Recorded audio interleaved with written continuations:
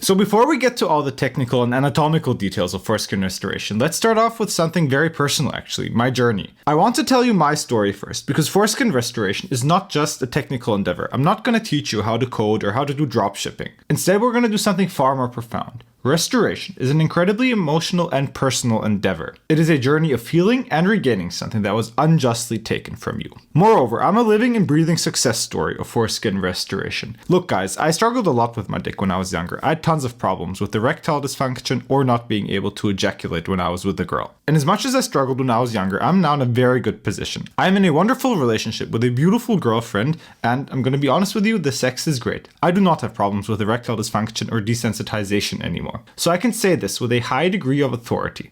Foreskin restoration made my life substantially better. I could never imagine going back to my unrestored penis, and I can confidently project that you will feel the same. Throughout this guide, you will deeply relate to the doubt, anger, but finally triumph that I experienced. That's why I'm telling you my story first, to motivate you. I hope it'll cheer you up and give you strength on your journey. And last but not least, if my story sounds too good to be true, understand that it is. I don't have any secret methods that I'll reveal to you in this guide. All I have is my experience throughout the journey. The experience of how much foreskin restoration improved my life. Personal disclaimer, where's my face? Before I'll share my foreskin restoration journey with you, we'll have to discuss one more personal disclaimer. I thought a lot about revealing my face and identity in the course. At first glance, it sounds amazing, right? Because it would make everything so much more personal. But after careful consideration, I decided against showing my face. And the reason is rather simple. Unfortunately, penile health and foreskin restoration are rather crude and sensitive topics that face, if we're going to be honest, a lot of public opposition. If my face and name are all over the internet speaking about my dick, it could definitely have a detrimental impact on my career prospects. That is kind of something that I cannot risk as long as I'm not financially independent yet, especially because I intend to support a wife and children in the near future. Nonetheless, I fervently stand behind everything that I share and teach in this guide. And I certainly intend to speak about foreskin restoration in a more public manner in the future, once I'm a bit older and financially independent. Finally, without further ado, let's get to my story. So, how was I circumcised? What's my story? Well, it takes us all the way back to when I was a little kid in kindergarten.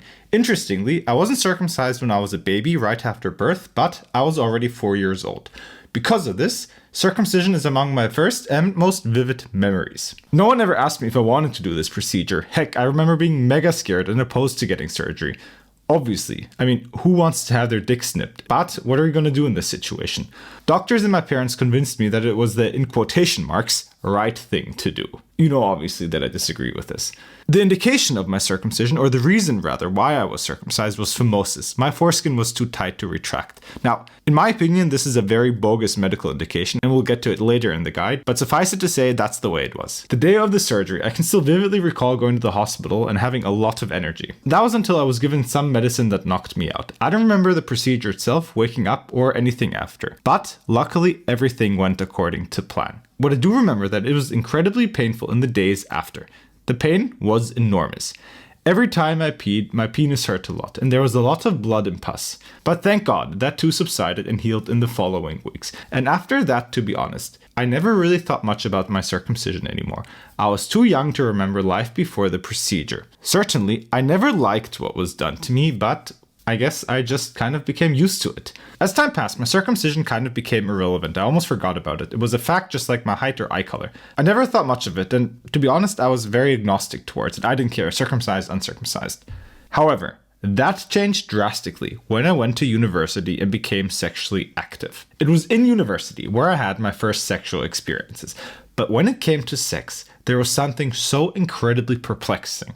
There's all this hype around sex in the media, movies, and music. But to be honest, I never felt much. Sex was boring and bland. Blowjobs were unpleasant or even painful to me, and penetrative sex was just unstimulating. It was so disappointing. From a raw, mechanical point of view, my dick was numb. I remember having sex and just getting distracted, thinking of something else. It was just like doing dishes to me.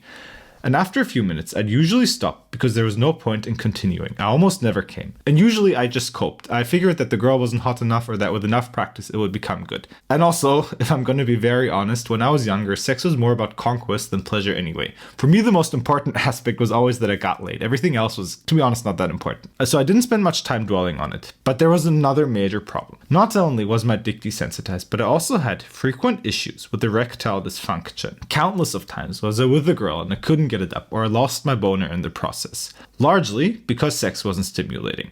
I lost my erections out of boredom. And I'm going to be very vulnerable here. For years I covered it up by taking Viagra or Cialis. And you're going to think now, what? A 20-something-year-old guy taking Viagra or Cialis?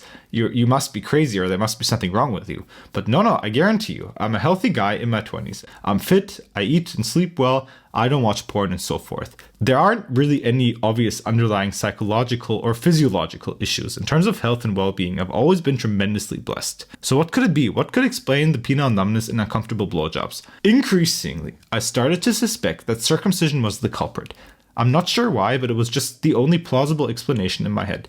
Just a gut feeling. All of these reached a culmination approximately 2 years ago when I met a really beautiful girl. Let's call her Anya. As a disclaimer, I always cringe a lot when guys speak about the attractiveness of girls they've been with, but with that preface aside, let me say it. She's very sexually appealing. As we started seeing each other more and more, everything was great. We got along well and had a lot of fun. But once we got sexual, my never-ending issues returned. Fuck, yet again. I struggled with erectile dysfunction. Usually, when we got back to my place, my dick was kind of hard, but then as we started having sex, I'd lose my erection. And unfortunately, as embarrassing as it is, it happened more than once, actually every single time I was with her.